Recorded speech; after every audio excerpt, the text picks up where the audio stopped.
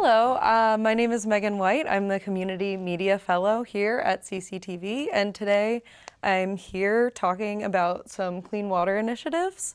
As we really get into summer, would you like to introduce yourself? Certainly. Thanks for having me. I'm Dan Albrecht, the Natural Resources Program Manager at the Chittenden County Regional Planning Commission.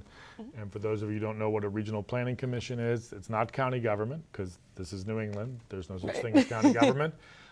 We're best described as a non-governmental unit. We're the association of the towns of Chittenden County. There are regional planning commissions throughout the state. There's 11 of them. And we cover Chittenden County, and it's basically the municipalities in the early 1960s said, yeah, well, we're going to work together on different types of things. So we help with land use planning and help the towns update their zoning bylaws or their town plans. We do a lot of transportation planning, traffic studies, corridor studies, long-term assistance on transportation. We do property redevelopment or brownfields cleanup. And lately, in the last 5, 6, 7 years, we've gotten a lot more involved in water quality issues. So I'm going to talk about some of the programs that we're running and how they relate to what the average citizen. So, Great. Thank you so much for being here. Yeah. So one of the first things I would like to talk about is this clean water service providers. So this is a presentation I gave a couple months ago with a local engineer, Andres Teresa, who's based right in Burlington. And it's about the regionalization of project management. And so what that means is that the states, a big picture is that Vermont has different total maximum daily load targets for different drainages. So we have Lake Memphremagog has a phosphorus TMDL, and of course Lake Champlain has one, and there's also, interestingly enough, one for nitrogen in Long Island Sound that affects the eastern half of the state. Of course, the one in Lake Champlain and Lake Memphremagog have been visible for 20-some, 30-some years being talked about. And so that's the big thing. Think of it as like a budget or an allocation of allowed phosphorus discharge into the lake. Gotcha. So one of the first things to do is figure out, well, how is Vermont going to achieve these targets? And basically, in about 2015, 2016, the state of Vermont told EPA, we hear you, there's these targets, and they're triggered by federal standards. And they told EPA, we're going to do this through a variety of ways. We're going to have a bunch of permits that deal with the regulatory realm. And so we have the developed lands, which is your stormwater permits for subdivisions, and there's, of course, stormwater permitting that's been going on a long time. There are road permits. In 2018, the municipal roads general permit was a new thing. It applied to a lot of rural roads that weren't really regulated from a water quality standpoint. Okay. Gravel roads, dirt roads, more of the rural roads. And then something that's been around in the Chittenden County area, in 9 of the towns, the urban and suburban towns, have been what's called the MS4 permit, or Municipal Separate Storm Sewer System permit. So a lot of these things around street sweeping and public education about stormwater, and towns more closely regulating construction activity or development activity, either redevelopment on how much impervious surface is being created or how much land disturbance there is. So the state said, hey, we got our sewer plants are being regulated, we're regulating the farms, we're regulating roads. Then that's going to achieve a lot of the TMDL budget. It'll lead to annual reductions in the amount of phosphorus discharge. But then right here in the middle of this little chart, there's a thing of like, okay, well, the state said we're going to create this program, and this started in 2021, 2022, of the clean water service providers. Because there is a lot of phosphorus that's in the riparian world. It's in the issues of stream flow, sort of background levels of phosphorus that are there, that if streams aren't functioning well, or if there's heavy erosion, it's happening in an area that's not governed by a permit. So the state said we're going to create this program of clean water service providers. So again, back to sort of the targets. One way to look at this is that there are different sectors. There's agriculture, there's developed lands, there's roads, there's wastewater, there's wetlands, there's forestry, et cetera. So how are we gonna deal with these different sectors? And you can see there on the side of the screen there that we need to reduce 213 metric tons per year of overall reduction. So where's this going to come from in terms of the base? So those are the different sectors that contribute. Ag's a big one, of course, roads, parking lots, pavement, so on. Yeah. Can I ask how the roads impact the water? Yeah, certainly. So when roads are a form of impervious surface, including gravel roads and dirt roads. Everybody always pavement. Yeah, that was people sort of recognized that, a long time ago. But then over time, and there were folks at UVM who studied this, said, well, gravel roads are actually a big indicator. And so the challenge with roads is that the water hits the road or it hits the parking lot, it doesn't sink into the ground.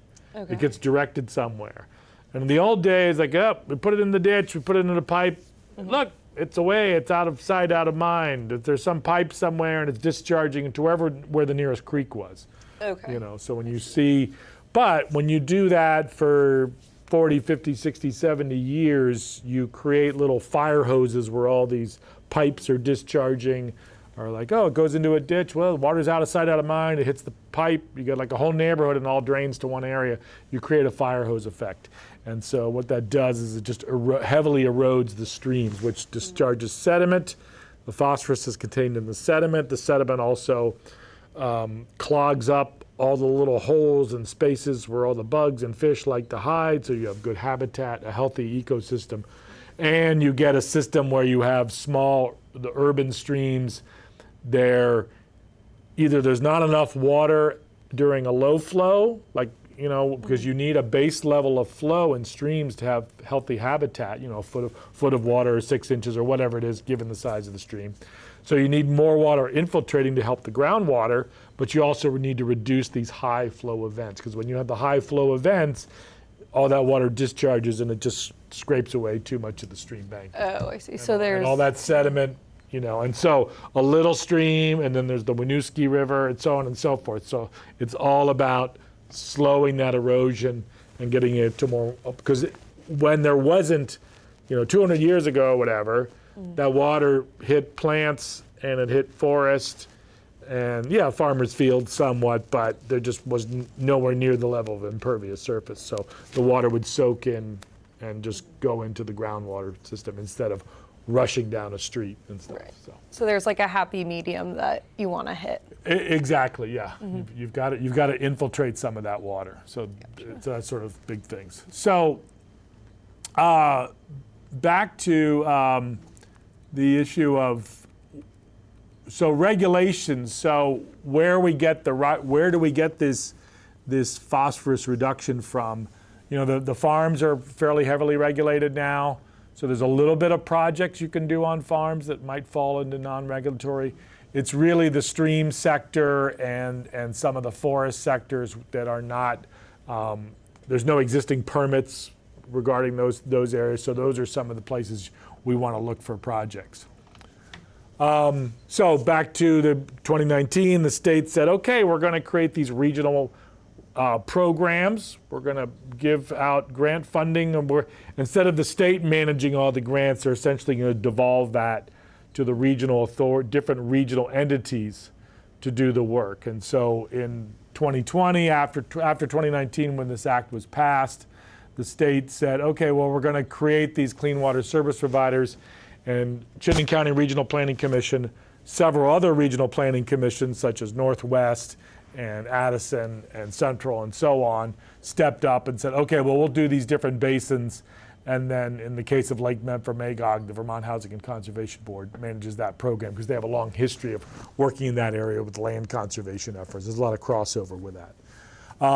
So there's these clean water service providers. We're one of them. We take care of the small streams in northern Lake Champlain. So everything from Ferrisburg up to the islands, but it's not the Winooski and it's not the Missisquoi. There's all these little streams that are out there. That's northern Lake Champlain. And then of course there's Missisquoi Bay, there's the Lamoille drainage, there's the Winooski drainage, and different regional planning commissions take care of that. So our job is to work with our Water Quality Council, and they're made up of people from the Natural Resource Conservation Districts, watershed organizations like Friends of Northern Lake Champlain or Lewis Creek Association, done a lot of good work in the area, municipal folks, conservation folks, to sort of decide on projects. We issue, every month we accept grant applications for projects to identify projects, talk to landowners. Hey, can we walk your land and see if there's a project we can do? Designing the project, getting an engineer out there. Okay, could do this project and that would reduce the phosphorus loading by X amount. And then you finally get to construction. So it takes, a good 2-year process, time from the very conceptual to the actual construction of a project. What projects are you focusing on right now? Yeah, so could do a couple here that we've done lately. So these are projects we've done since inception. So we started doing our first grants in 2023. Awesome. And these are some of the projects we did through 2025. And I'll just talk about them, and then I'll show a couple quick pictures. Yeah, so Town of Georgia, there's an old town trail. Town trails are municipal property, but they don't fall under a permit because they're not have traveled by the public regularly. They're used for recreation or other things like that. So we fixed a gully there. We did piggybacked on a project at the horticultural farm. If anybody's been to the horticultural farm off of Shelburne Road in South Burlington, you go back in there, and there used to be ponds back there. Okay. And they all got destroyed by a big storm in Halloween. I think it was 2019, Halloween storm. And so UVM was like, all right, we're taking out these dams. They're all destroyed anyway, and we're just going to get water from different sources. There were old dams built, ponds built, and there's a stream there. So essentially the stream was restored. And we piggybacked onto that one to make the stream windy again and plant trees on it and make it a functioning floodplain. So water flows. It meanders. What does a stream do when it meanders? It dumps its sediment. It slows its energy down. That's what a natural stream does. Not a lot of our streams, you're like, well, that stream's really straight. Why is the stream straight? Because everybody straightened the streams. Like, oh, we don't want it here. We want the energy away from our property, so we'll keep straightening the streams. And that's something that Vermont's been guilty of for many years. Oh, interesting. Yeah, and then some of the other projects we've done, if anybody's been out to Lake Iroquois, in the last year, they had a big project that Senator Sanders got some money for, and we piggybacked on that one to help. We threw in a little bit of money on that to help do the rebuild of the road there that goes out to Lake Iroquois to the beach there. Great place to go this time of year. Good to know. Yeah, and then same thing, Town of St. Albans. We identified a culvert that was too small. Culverts are another problem too. Is that many culverts, when they were built, 50 years ago, 100 years ago, people just built them enough to pass the stream most of the time. I see. But when the streams flood, the culverts are really too small, and then it just leads to erosion because all the water gets funneled in there, and it creates a hazard if it's a really big flood, and it creates a fire hose effect downstream of the culvert and washes things away, and then the fish can't move because it's a steep pool, et cetera, Yeah, so those are a variety of projects we've done, and I show a couple of pictures here. I won't get into so the first one I talked about was this one in Georgia.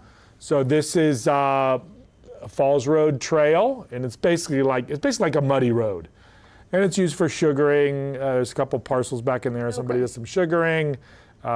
People just, they go walking on it, et cetera. But it's not a maintained road. It's not designed to be maintained, and the town doesn't have the responsibility to maintain it. It's just kind of like a right-of-way that people can walk through. So this was a big project. It was a $100,000 project, but we worked with, this is what it looked like before. Oh, wow. So what happened is that there's a place where the trail kind of curved, and because of that, any water in this essentially muddy trench of a road during heavy flow was just going down the hill. And over the course of 50, 60 years, it creates a huge gully, and it's literally like 100 feet long, 20 feet wide, 15 feet deep, or whatever. Wow. That's what it looked like, yeah. So what we did is we essentially filled the gully with rocks. I can't think of any other way to describe it other than filling the gully with rocks. And at the top and the bottom corner, you can see what's called a gabion, which is like a wire mesh box filled with rocks that helps to anchor the top of it to keep it holding in place, and then filled with rocks to basically stop the erosion. And then where you see the hay there, that's a traditional stormwater settling basin to capture the water initially before it trickles down. It's still going to go down the gully, but it can't erode anything because the rocks are too heavy. Oh, I see. Yeah. So it kind of blocks that. Right. So you're basically, because the gully would just keep getting worse and worse and worse, if we hadn't done the project. Yeah, and then we did this little project. This is sort of a traditional stormwater project along Mill River Road in Georgia. And again, it's just helping treat runoff from some of the surrounding properties around there. You bury this chamber, the yellow thing is basically just an empty void. And so that the water coming off the different properties there, helps to capture that water and infiltrate it rather than having it discharge further down. And then we have one very exciting project that's just about to go out to bid. I won't go into too much detail on this, but this is just, we're partnering with the Lake Forest Condominium Association. They have some existing ponds there. This is down near just kind of across the street from the brewery there and the fuel tanks there if you're headed toward Oak Ledge Park and Blanchard Beach. Very nice. And all kind of past you can see the, the storage units there. And what's interesting about this, there's an existing pond, and we're basically borrowing the HOA's pond and say, hey, there's a bunch of runoff coming from miscellaneous properties to the south of there, some of the industrial areas. A lot of those parcels are already captured by different permits, and they're treating stormwater already. But there's all this little sort of blank space that's kind of like, oh, there's runoff coming from here. It doesn't really fall under a permit.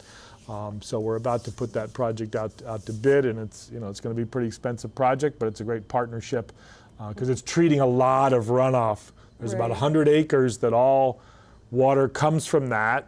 A lot of the water is treated, just want to make that clear, because of the existing parcels there. But those are some of the things we do, yeah. Awesome. Yeah. What are the dangers of having too much phosphorus in the water? What are those impacts? Right, so some of the impacts you see, obviously, is the algal blooms. That's the biggest, most visual impact that you see, but you do get sort of longer-term habitat degradation. The phosphorus is one way of, there's phosphorus in some way as a proxy for sediment and vice versa, so to the extent there's not monitors at the mouth of the rivers tracking the phosphorus that's going. A lot of this is sort of based upon flows and measurements and modeling that people much smarter than me do at DEC, the Lake Champlain Basin Program, and EPA to come up with these targets and projections. But we see the most visual thing, obviously, is beach closures, but there's also, when you get that sedimentation, you lose that good habitat you need, both in the stream and in the nearshore lake. We're not heavily polluted like some of the other Great Lakes because we just don't have a lot of heavy industry in the area. Right. But we see the impacts, certainly when you get days after days of hot weather like this, that's a problem. And then of course, with any kind of high flow events, you get E. coli, it could be a problem as well too, not just the phosphor blooms because of dog poop or other runoff. Plus you get pollutants, coming from the paved. There's a lot of stuff just from the paved landscape. There's antifreeze, there's brake lining dust, there's all sorts of goodies in the road that you don't really see. We don't see the cigarette butts as much as we used to, That's good, right? And we're doing a good job on things like picking up our dog poop, things like that. So I'll get into that too. But at least, just one of the take-home things on this Clean Water Service Provider Program, whether it's Chittenden County Regional Planning Commission in the Chittenden area, or the Winooski Basin is Central Vermont RPC, and then Northwest Regional Planning Commission is taking care of the Lamoille. We need property owners who they see problems on their property. They're usually seeing heavy erosion, things like that, and hey, we need somebody to come check it out. So they can reach out to me or to the other regional planning commissions as appropriate, and we can try to see if there's potentially a project there, because sometimes even though things like, oh, look at the stream, it's healthy or whatever, but then you go, wait a minute, the stream never floods. It's too heavily incised. It's too channelized. We need to slow that flow down or mimic the activity of beaver to get, when it rains, the stream should fill up and it should flood its floodplain. If it stays down in the gully, it's not depositing its sediment. It's depositing the sediment downstream instead of laying it on the landscape. Okay, interesting. Yeah. Is there anything you think that people should know about, obviously there's, keeping beaches clean and such, but about the beach closures with the algae? We're really encouraging at the homeowner level to be aware of just, all the little things. It's like a lot of things, like same thing with cigarettes and litter, back in the 60s and said, whatever. But then the mindset changed. People say, oh, you should pick up, you should not litter, you should do these things. So it's the same thing about like car maintenance, don't let the oil leak on your driveway. Don't let the antifreeze leak. Think about your property. Could I plant more trees? Could I do more gardens? Lawns look nice, but depending on your underlying soil component or your topography, a lot of that water can actually go rush off of a lawn. So you have to think, to the extent that you can within what your desires are for landscaping or how you want your property to look, the more vegetation, the better. I mean, think about it. You plant a big tree, that captures a lot of rain, it provides shade, etc. There's so many benefits of trees. That's something we can do. Of course, dog owners, pick up your dog poop. Fertilizing your lawn. Do you really need a fertilizer? Right. Definitely don't, look at the label. Don't do anything. You can't use any fertilizer with phosphorus in it unless you've actually got a soil test that says that you need to fix the phosphorus number for your lawn. Okay. But so be aware of that. And then if you want to do something more creative, you can put a little rain barrel next to your downspout, capture some of it. Again, it's a small amount relatively speaking, but more and more people do that. It starts to hopefully change the landscape a little bit. Or you can really look at your property and go, oh, the water's coming down my driveway. Well, maybe I could, just do a little tweak along the edge of my driveway, and instead of that water going into the street, now it's re-infiltrating back onto my property, things like that. I see. Small things that we can do, Yeah, absolutely. Yeah. Should people know anything about whether it's any interactions that we have with the water, whether that's like drinking water coming out of our faucets or beach closures, swimming, that people should be aware of? Yeah, well, I think one thing we can definitely be aware of, and if you've ever talked to the folks at Champlain Water District, we have some of the cleanest drinking water in the country in this Chittenden County area. Yeah. It's all comes through all the different feeder systems from the towns. But then the water comes from the lake. It comes from the bottom of Shelburne Bay, where it's crystal clear and cold, and it comes into the treatment plants and then distributed to the participating towns. But that water is some of the cleanest in the country, which keeps our bills relatively low. They don't have to do tons of processing to make the water ready for consumption. They do obviously some treatment. They do, but it's very clean water to begin with. But when we think about all these little things, like the lake's not going anywhere, the streams aren't going anywhere, this is what we have. We have to take care of it like it is our backyard. 'Cause big picture speaking, it's in our backyard. Yeah. And so just people, like I say, I think generally there's a, no matter where you go, people have an awareness of their environment and want to take care of it. So, but there's a lot of places to learn about these things. You can come to us at Regional Planning.